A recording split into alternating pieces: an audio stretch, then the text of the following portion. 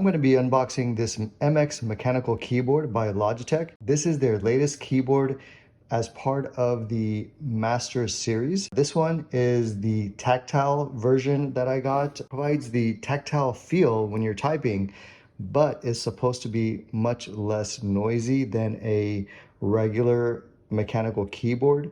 So let's unbox this and take a look.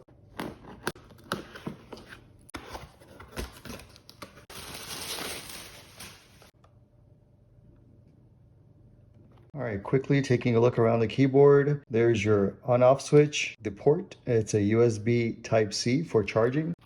The feet to incline the keyboard for better grip and ergonomics. The one I got was the full-size keyboard. They make, I think, a couple of other variations, maybe a compact keyboard as well as maybe another size, but this is the full-size keyboard. I liked it that they have all the multimedia functions at the top, quick buttons for things like the calculator and some other Windows shortcuts. So I love that feature, and I love the numpad on the side, and then the arrow keys are a little spread out apart. This supports both types of connections. It has a 2.4 gigahertz adapter that you just plug into your USB port on your PC. The other route is Bluetooth. You can connect up to 3 devices.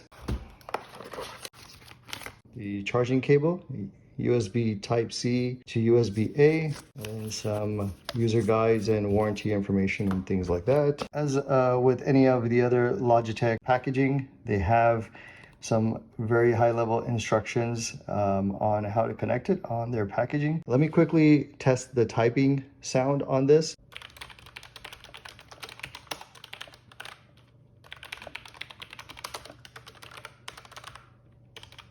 It has a very good tactile feel. I can tell that.